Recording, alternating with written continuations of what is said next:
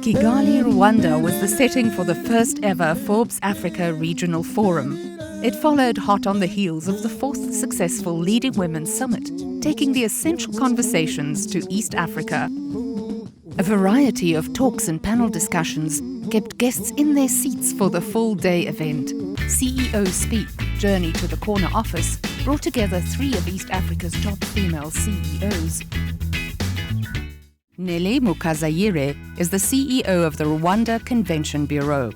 Prior to that, she was the Deputy Chief of Staff in the Office of the President of Rwanda. She also served as a Senior Advisor to the Chief of Staff and as Policy Researcher in the Prime Minister's Office. Yvonne Manzimakolo was appointed Rwandair's CEO on the 6th of April 2018. She joined Rwandair in April 2017 as the Deputy CEO in charge of corporate affairs. Previously, she worked with MTN Rwanda as the Chief Marketing Officer and briefly as the acting CEO. Salah Goss is the Vice President and Head of Lab for Financial Inclusion at MasterCard. Salah has been with MasterCard for almost 5 years and has extensive experience in the financial inclusion area.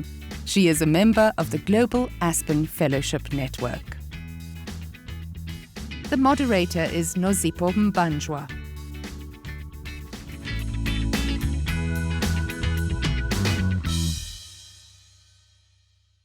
Thank you very much for joining me, and I think it's many of us are probably still rubbing our goosebumps after the stories that have just been shared with us. And the significance of stories, ladies and gentlemen, is that it gives us an opportunity to see ourselves in each other's stories. And in this panel discussion, we're going to be transcending into different types of stories. These are the stories that help us to see ourselves in the journey towards leadership in the corporate space, the journey towards leadership in the C-suite. And so essentially, our panelists are going to be sharing their own journeys with us as well, and their setbacks that they have had to overcome as women who are clearly in leadership in the corporate space. So Nelly, allow me to start off with you. Doing the research for this conversation, I came across a very bold promise that you had made sitting in studio of CNBC Africa. And that promise was that the tourism, conference tourism sector in Rwanda anyway, was going to attract in excess of $88 million in this year alone. Now, it's a very big number for a market that for the longest time has been thought to be relatively small. As a woman, how has the experience of leading the Rwanda Convention Bureau been? And where do you get the confidence to begin to put targets to numbers that have never been set before? MICE, or Meetings, Incentive, and Conferences and Events sector, has been growing over the recent years, and in Rwanda particularly, that's why the government has put a lot of emphasis in terms of policies, in terms of setting infrastructure for that, because it has shown to be a promising sector.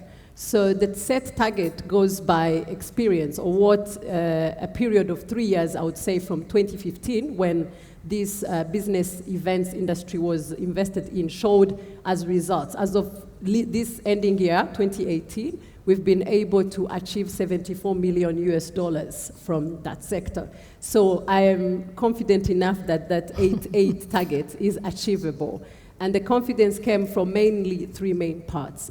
One, as I said, is that the leadership of the government has set all required infrastructure, the basics to have a destination attractive, which is convention. We have the convention center, we have Intare Arena that was also opening last year, and this year, actually today, we are also officially inaugurating the Kigali Arena, which is more of our entertainment facility.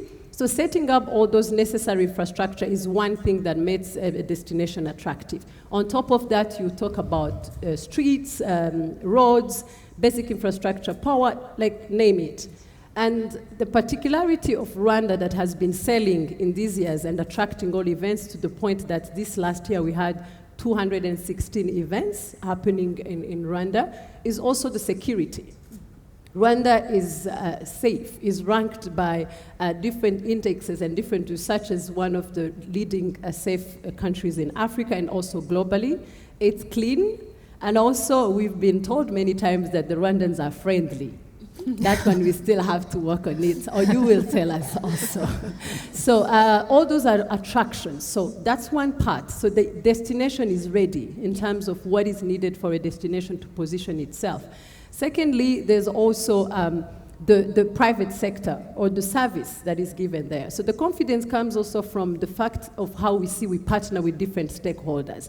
We have seen our private sector really evolving and reaching out and doing a lot of investment, trainings, being really part of this journey. So that one gives us a lot of confidence. You see different hotels coming up, you see different restaurants, services, training. So that one gives a lot of confidence that in the coming years, when we look at what has been achieved, this destination is going to be even more attractive. And the third one is also that the country's narrative, the name and the achievement that the country has, thanks to our leadership, is changing the image of Rwanda. Yeah. Rwanda used to be known only for two things, genocide and guerrilla.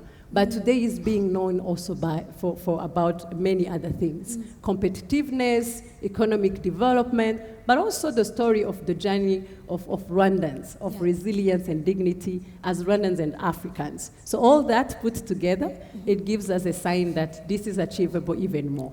So let me quickly test a final thing that we potentially could add to the list of things that you've said have given you the confidence to put that 88 million. And here's the test. Is there a premium or a benefit of having women leading this particular portfolio for the country? Or could the job been done by a man and probably also been able to have the confidence of tagging on an $88 million target? Thank you. I think the job could be done by a man or a woman, but there comes also always a particularity when it comes to a woman. Women, we have three languages, I would say. So in every situation, we either have a language of silence, or we try to have a language of men. But I think we have a third one, which makes us different or have the competitive advantage, which is that we have a language of queens. And that one, for me, is a language which comes with commitment, passion, and courage. So that language is the one that makes it even become a little bit different, because that's a particular language to women. So responding to your question, I think it can be achieved in all cases, but empowering women to that language that is particular that we have can bring another competitive advantage. So earlier on today, we heard about the power of networks, and I think, Salah, you're the one who was raising this. And maybe, Salah, now we need to speak the language of queens within those networks, because it seems as if that's what gets the job done. So Yvonne, let me come to you, the CEO of Rwanda. Now, if I'm looking back at the aviation industry, I think the first female pilot took to the skies more than a century ago. But if we look at the numbers today, and I think the numbers tell us that the global average for women pilots is around 10% on average. And if we look at the number of commercial flights every day, there's about 130,000 commercial flights. And of those flights daily, only about 3% have women in the seat of pilot. So somewhere along the line, we had an ignition of having the first woman, but over the 100 years, we haven't seemed to be able to really take off. Bring us to your journey and how you have entered the aviation space and how you have made it to the pinnacle as the CEO of Rwanda. Thank you. I wish I had a very exciting story to tell about my upward climb in the aviation industry, but the truth is I was appointed to the position. 2 years ago, I was appointed as the Deputy CEO of Rwanda Air, in charge of corporate affairs, and a year later, I was appointed again as the CEO of Rwanda Air. But prior to that, I worked 11 years at MTN, in the biggest telecommunication company here, which is also another very male-dominated industry. But coming back to the aviation industry, As you say, there's a glaring gender disparity in the industry. Even at Rwanda Air right now, we have, out of close to 200 pilots, we have less than 10 female pilots. And I'm glad Esther is here, and you'll be talking to her soon. But there's a lot that needs to be done. And the reason why it's such a challenge is I think the aviation industry is a very technical industry as well, very much a boys' club, and people always say once you enter the aviation industry, you never leave, and that is actually true because you find the same men there who never leave. Yeah. So then it becomes very difficult to bring in women into the industry. Growing up or living here in Rwanda, where I think the statistics have been given in terms of gender parity, for me, going for the first industry event, aviation event was shocking because you could count the number of women in the room. So there is a big challenge. It's a technical industry. It's 24/7, and given the fact that women are basically doing two jobs, they're at work and also taking care of their family, it becomes quite a big challenge going to the higher levels as well, ascending upward in the industry. So a lot needs to be done. I'm learning a lot. My journey has not been smooth. It's daily education, learning about running the airline, but also learning about the industry at the same time, while taking care of the family as well. So it has been a challenge. But as we've heard from all the different women here, women are capable of a lot, and most of the times we don't know what we're capable of until we're really in that situation. And you do your best, and you take on the challenge head on, and work as hard as you can. So that's I really appreciate how you've surfaced the idea of your own journey being a journey of learning as you navigate the space that has previously just been the domain of men. But what is your presence in the room teaching the men in the room? Because you must be learning and teaching by just being in the room at the very same time. Can you speak a little bit about that? I think what I'd like the men to take from me being in the room is that women are capable of doing the job. It doesn't have to be a boys' club. We do bring a lot to the table. We do the job, and we do the job with empathy as well. That's the added element that a lot of women at the top also bring in. They have a different perspective of looking at things. So having that different perspective also helps the industry. So my take on it is I'm hoping that it opens up the door for a lot more women in the industry when men see, yes, women can run an airline and they can run it hopefully well. I really hope that opens doors for a lot of the younger women coming up as well. And we'll come, and I appreciate that response as well, and we'll come back hopefully in this conversation to really think about what are we doing about having the seats in the table, and are we really systematically opening the door for other women. But Salah, let me come to you next, and I think you spoke quite a bit about the number of different programs that a MasterCard is already running, and maybe I don't want to ask you a question around programs, rather a question on mental models, because in order for us to reset and redefine a different present and a different future, we have to understand where our mental models come from. We have to understand, how did we come to a world where women are financially excluded? How did we come to a world where women on the other side of the digital divide that you spoke of? So can you speak to us a little bit about the work that you have to do to reconfigure mental models about the place of women and the services that we should be thinking about women, and to paraphrase your own words, how we replace women back in the center? It's a really good question. And I think it has to do with something that sounds fancy, but is pretty basic when I talked about a human-centered design. And that's putting the user of your solution at the center. And what that means is a world shift when that woman is a user, because we have to understand the networks I talked about and the needs of women, And to a large extent, I would say that we haven't done that well when it comes to technology. So it's not about, you see some campaigns on different colors of cards or phones that are somehow women-centric in just design. But we have to fundamentally understand the financial life that women already express. And something that I've said that I've heard echoed is that women wear so many different hats. And so when you talk about a customer journey, you talk about pain points, you talk about access points I talked about, or networks, understanding those intimately, and if you're lucky, finding the synergies in those, I think is kind of that reset. So not just consumers, as someone talked about, but tastemakers. Not just mothers, but entrepreneurs. Not just someone who runs a shop, like the woman I talked about, Mary, but someone who also has to pay school fees. And so how do we build for those journeys and respect them, I think has been a real shift. And I always, the way I talk about it is making technology human.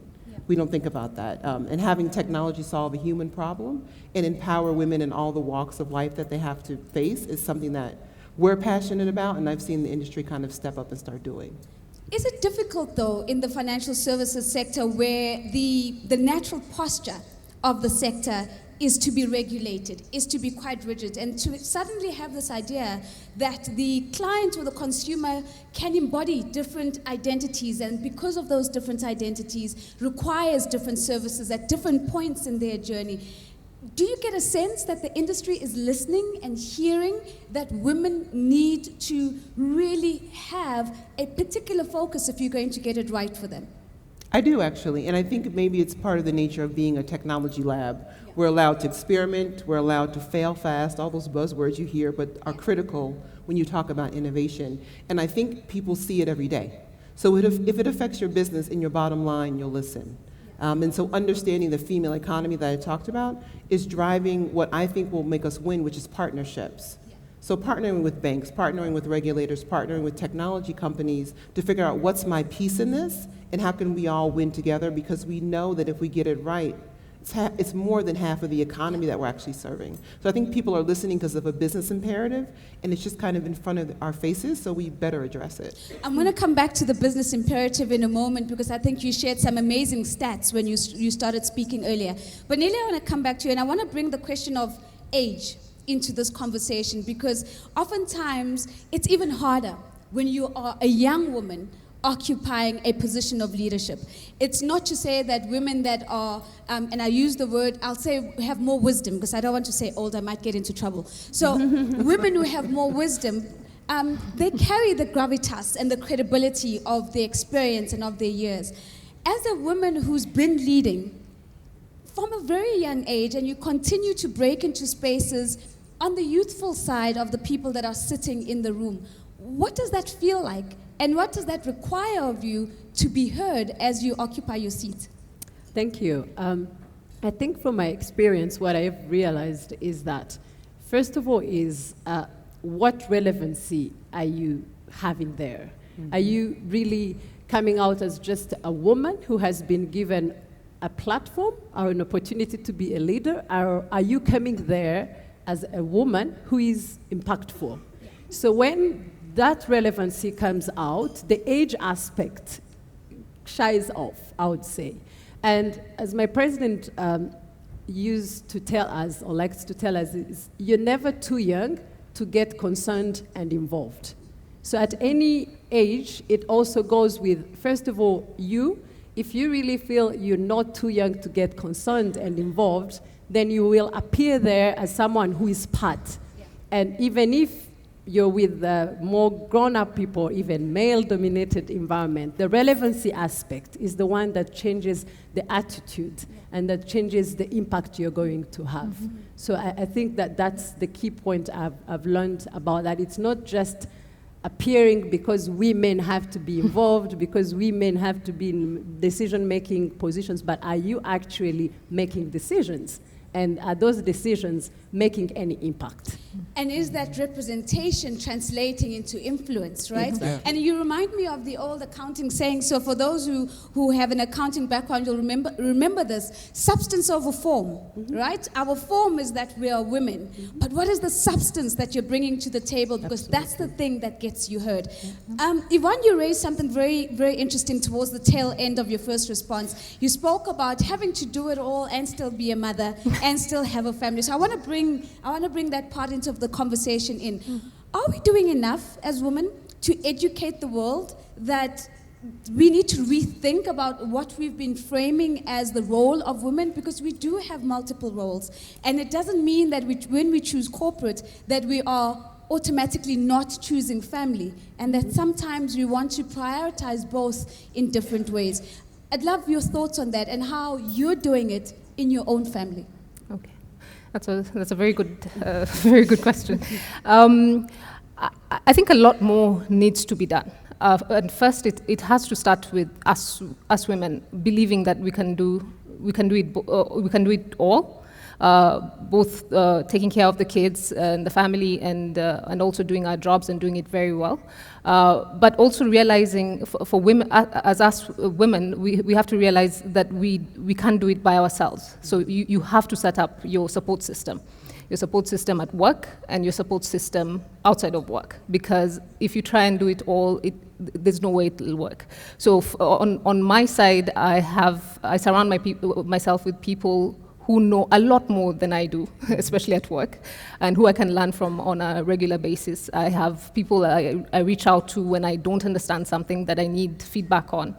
But at home as well, I have my family, my extended family, who can watch the kids when I travel, because I travel a lot, and because we tend to feel very guilty. You're at work, you feel guilty that you're not with the kids, and you need to spend time with the kids. When you're with the kids, you feel guilty. You're like, maybe I should be at work and taking care of this. So it's, in the end, you drive yourself crazy. So it needs to start with us.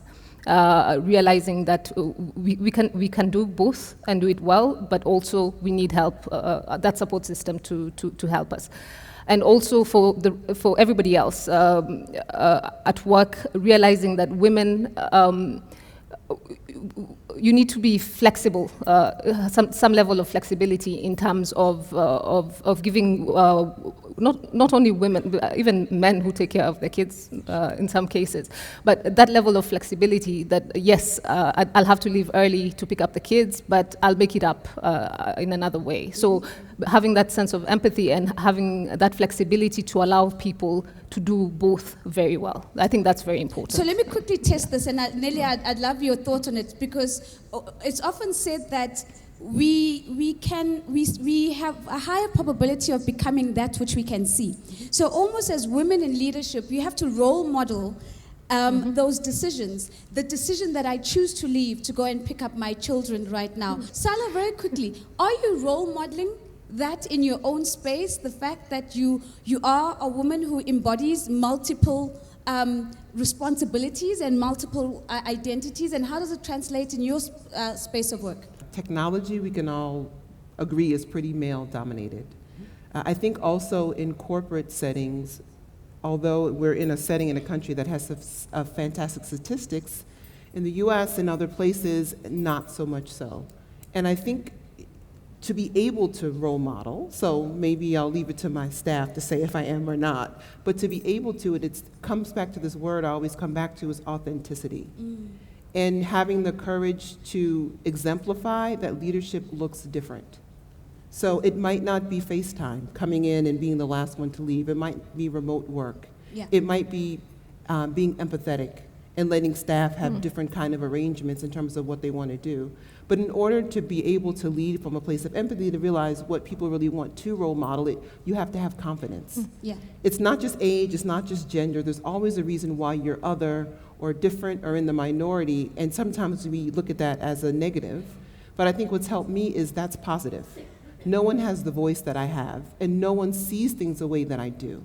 Yeah. And so in a position of leadership, if you have vision and execution, you get respect, and you start to have more and more confidence of doing things that you know might look a little different, but will achieve something at the end. And so being able to model that, it's getting comfortable with that model, but I think what's more important is having the courage to be authentic, and that model looks different than a man, and that's not only okay, but that actually might be a benefit. Sure. You know, most of the time the question that comes is when we're in this corporate world, busy, and we do not have time with family.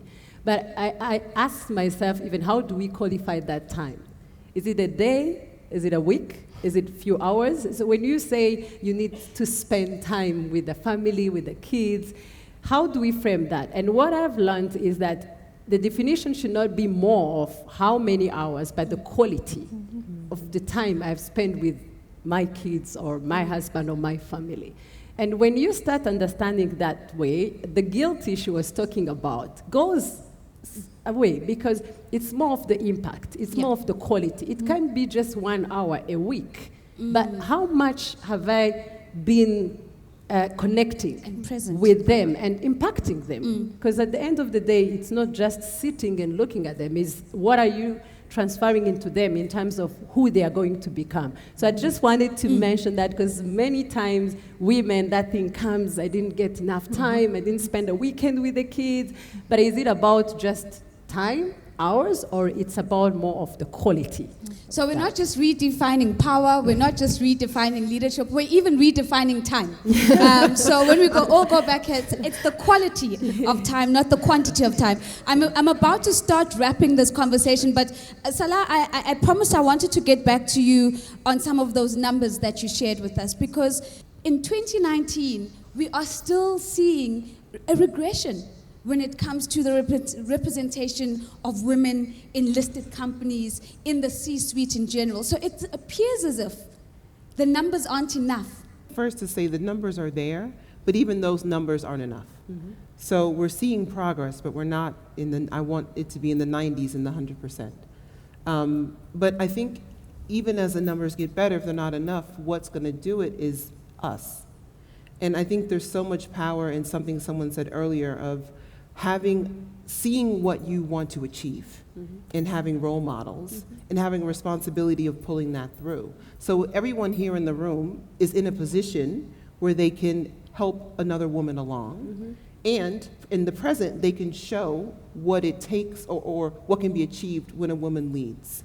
So I don't think it's the numbers. It never has been. When you look at any movement, whether it's the end of apartheid, whether it's the civil rights movement, whatever it is, whether it's the feminist movement, it's not numbers, it's us. And I think if we give examples that are undeniable, and we make sure the next generation comes along with us, then things will start to change. But also, you know, the other half is men as well. And as I think about it, some of my best role models have been men. So it's not just a female conversation, it's a conversation of human progress. And having concrete things, for example, like paternity leave, starts to change the conversation. So I think we not only have to be proficient and good at our job, but we have to intentionally leave a legacy that says, this is what it meant that I was here and what I could accomplish from my unique perspective, and these are the women I brought along with me.